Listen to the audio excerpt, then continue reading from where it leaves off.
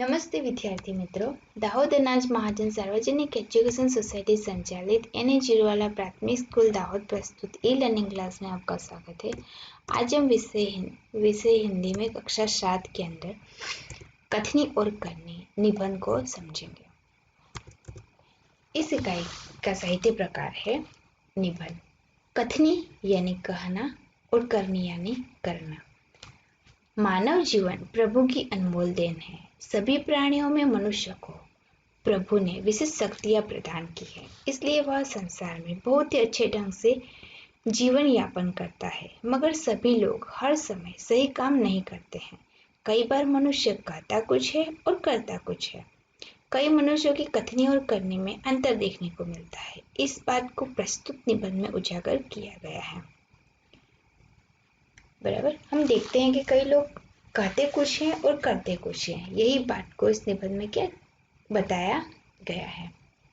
दूसरों को अच्छी बातें सिखाना बहुत आसान है, परंतु उन बातों को अपनाना बहुत मुश्किल है।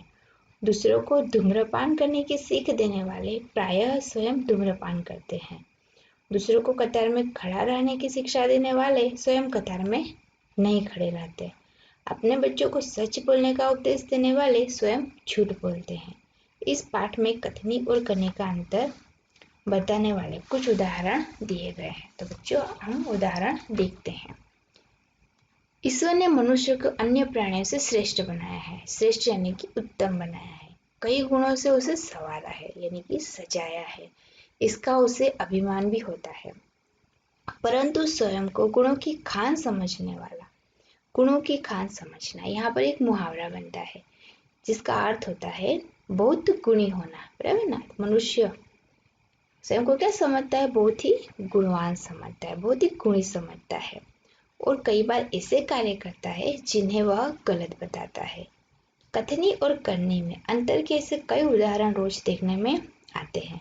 स्टूडेंट्स, हमने देखा है कि कई लोग कहते कुछ है और करते कुछ है। यही बात इस निबंध के आधार से बताई गई है। तो हम पहला उदाहरण देखते हैं। यहाँ पर एक चित्र दिया गया है। एक सज्जन है, बराबर, उसका चित्र दिया गया हो और बाजू में क्या है? फूल है, और साइड में एक तख्ती लगाई हुई है। तख्ती जिसका अर्थ होता है लकड़ी या धातु की पट्टी, જેને આપણે ગુજરાતીમાં પાટિયું પણ કહી શકીએ। बराबर, वे तख्ती लगाई हुई है। तो एक सज्जन था जिसने बस्ती के बीच सरकार ने पार्क बनाने की जगह छोड़ रखी थी। बरसात के मौसम में मोहल्ले के एक सज्जन को उसमें फूलों के पौधे लगाने की सूझी। बात अच्छी थी। वे कहीं से पौधे लाए, कतार में उन्हें रोपा। कतार यानी पंक्ति, जिन्हें गुजराती में આપણે હરોળ પણ કહીએ। देखभाल की, पौधे बड़े हो गए। कुछ दिनों बाद फूल खिलने लगे। पार्क अच्छा लगने लगा। मोहल्ले के लोग सुबह शाम पार्क में टहलने लगे, यानी कि घूमने लगे। बराबर, पार्क तो सभी को अच्छा लगता है, तो पार्क फूलों से महकने लगा, इसलिए सब लोग वहां पर टहलने यानी कि घूमने आने लगे। फूल सबको अच्छे लगते हैं। पार्क में लोगों के आने जाने से उन्हें लगा कि लोग इन फूलों को तोड़कर ले जाएंगे। यानी जिस सज्जन ने यहाँ पर इस पार्क में फूल लगाए थे, फूलों के पौधे लगाए थे, उसे डर लगने लगा कि लोग घूमने आते हैं तो शायद लोग फूलों को तोड़ ले जाएंगे। इसलिए उसने एक तख्ती के ऊपर यह लिखकर टांग दिया कि फूल तोड़ना मना है। क्या लिखा सज्जन ने? फूल तोड़ना मना है। आते जाते सब उसको पढ़ते, कोई भी फूलों को नहीं तोड़ता।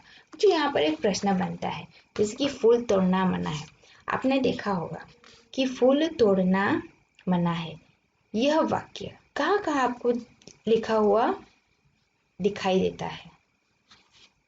तो पार्क में, बराबर, या स्कूल में, किसी अस्पताल के बाहर आप जाते हो जहाँ पर फूल लगे हुए हो, बराबर, तो वहां पर लिखा होता है।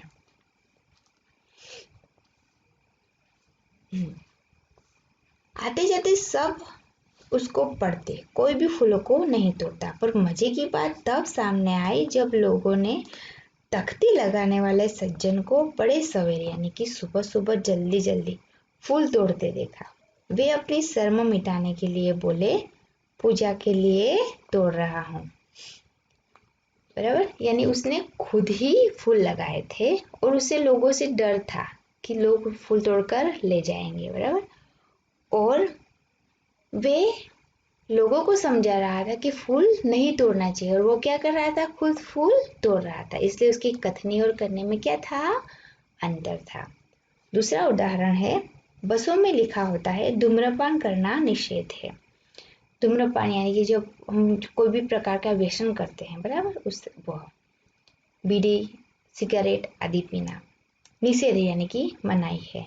एक बार यात्रा करते हुए देखा कि एक यात्री ने बीड़ी जलाई और पीने लगा।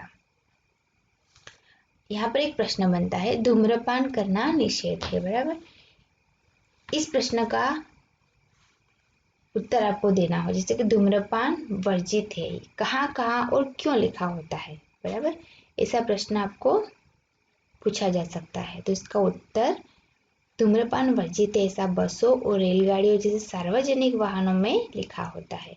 जैसे कि अस्पतालों में भी, सिनेमा गृहों, दवाखानों में भी धूम्रपान न करने की चेतावनी दी जाती है। क्यों? तो उससे क्या होता है, वातावरण प्रदूषित होता है और सांस लेने में तकलीफ होती है, फेफड़े की कई बीमारियां हो सकती है। एक बार यात्रा करते हुए देखा कि एक यात्री ने बीड़ी जलाई और पीने लगा। उसे देखकर कंडक्टर ने कहा, भाई साहब, बस में बीड़ी सिगरेट पीना मना है। उसने जल्दी बीड़ी खिड़की से बाहर फेंका दी। थोड़ी देर बाद कंडक्टर ड्राइवर के केबिन में जाकर बैठा, सिगारेट जलाई और दोनों बारी बारी से पीने लगे। दूसरे यात्री ने यह देखा तो लिखे हुए वाक्य की तरफ इशारा करते हुए कंडक्टर से कहने लगे, भाई साहब, बस में सिगरेट पीना मना है। इस पर कंडक्टर शीघ्र बोल उठा, यानी कि तुरंत बोल उठा, यह वाक्य आपके लिए न कि मेरे लिए। यानी कि वो जो लिखा हुआ था वो किसके लिए था, यात्रियों के लिए, उसके लिए नहीं था। बराबर, तो यहाँ पर हमें कथनी और करने में अंतर दिखाई दिया, क्योंकि कंडक्टर जो लोगों को समझा रहा था, लोगों से सिगरेट फिकवा रहा था, बराबर, वह खुद भी क्या कर रहा था, सिगरेट पी रहा था। बराबर, यानी इसकी कथनी और करने में क्या था, अंतर था।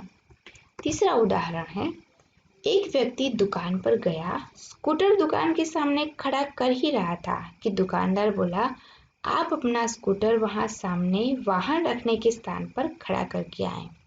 सज्जन ने कहा, मुझे ज्यादा समय तक थोड़ी ही रुकना है, मैं तो सामान लेकर अभी चला जाऊंगा।